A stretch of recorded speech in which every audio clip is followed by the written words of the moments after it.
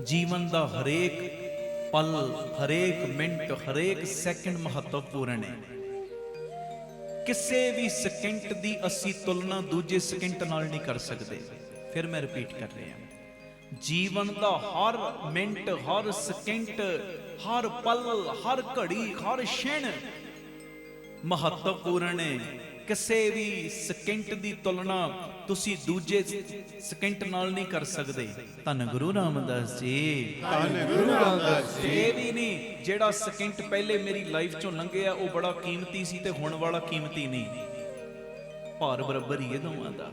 ਸੁਣਿਓ, ਆਨੰਦ ਨੂੰ ਪਾਉਣ ਦੇ ਲਈ ਕਿ ਮੈਂ ਫਲਾਣੇ ਟਾਈਮ ਦੇ ਉੱਤੇ ਹੀ ਆਨੰਦ ਦੀ ਪ੍ਰਾਪਤੀ ਕਰ ਸਕਦਾ, ਆਨੰਦ ਨੂੰ ਪਾਉਣ ਦੇ ਲਈ ਕਿਸੇ ਖਾਸ ਮੌਕੇ ਦੀ ਪ੍ਰਤੀਖਿਆ ਕਰਨੀ, ਇੰਤਜ਼ਾਰ ਕਰਨਾ, ਇਹ ਵਿਅਰਥ ਹੈ। ਜਿਹੜੇ ਜਾਣਦੇ ਨੇ ਨਾ ਹਰ ਸਕਿੰਟ ਕੀਮਤੀ ਹੈ, ਉਹ ਹਰ ਸਕਿੰਟ ਨੂੰ ਹੀ ਆਪਣਾ ਆਨੰਦ ਬਣਾ ਲੈਂਦੇ ਨੇ। ਧੰਨ ਗੁਰੂ ਰਾਮਦਾਸ ਜੀ, ਧੰਨ ਗੁਰੂ ਰਾਮਦਾਸ। ਹਰ ਸਕਿੰਟ ਨੂੰ ਹੀ ਆਪਣਾ ਆਨੰਦ ਬਣਾ ਲੈਂਦੇ। ਮੈਂ ਫਲਾਣੀ ਜਗ੍ਹਾ ਜਾਵਾਂਗਾ ਤਾਂ ਮੇਰੇ ਮਨ ਨੂੰ ਸ਼ਾਂਤੀ ਆਏਗੀ, ਮੈਂ ਫਲਾਣੀ ਜਗ੍ਹਾ ਤੇ ਹਿੱਲ ਸਟੇਸ਼ਨ ਤੇ ਜਾਵਾਂਗੀ ਜਾਂ ਜਾਵਾਂਗਾ ਤਾਂ ਮੇਰਾ ਡਿਪਰੈਸ਼ਨ ਵਾਲਾ ਸਿਸਟਮ ਘਟੇਗਾ। ਉਹ ਨਹੀਂ ਪਿਆਰਿਆ, ਜਿਸ ਪਲ ਦੇ ਵਿੱਚ ਜੀ ਰਿਹਾ ਨਾ ਇਹਨੂੰ ਹੀ ਆਨੰਦ ਬਣਾ ਲੈ, ਰੋਗ ਮੁਕਤ ਹੋਣ ਲੱਗ ਪਏਗਾ।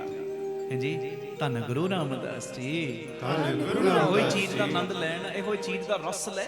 ਇਸ ਵੇਲੇ ਅਸੀਂ ਕੀ ਕਰ ਰਹੇ ਹਾਂ? ਗੁਰੂ ਰਾਮਦਾਸ ਜੀ ਦੀ ਗੋਦੀ 'ਚ ਬੈਠੇ ਹਾਂ, ਇਹਦਾ ਰਸ ਲਓ, ਆਨੰਦ ਲਓ। ਇਸ ਚੀਜ਼ ਨੂੰ ਹੋਰ ਮਹੱਤਵਪੂਰਨ ਬਣਾ ਲਓ। ਮਨ ਦੀਆਂ ਜਿਹੜੀਆਂ ਵਿਚਾਰਾਂ ਨੇ ਉਹਨਾਂ ਦੇ ਉੱਤੇ ਕੰਟਰੋਲ ਕਰੋ, ਕੰਟਰੋਲ। ਧੰਨ ਗੁਰੂ ਰਾਮਦਾਸ ਜੀ, ਧੰਨ ਗੁਰੂ ਰਾਮਦਾਸ ਜੀ।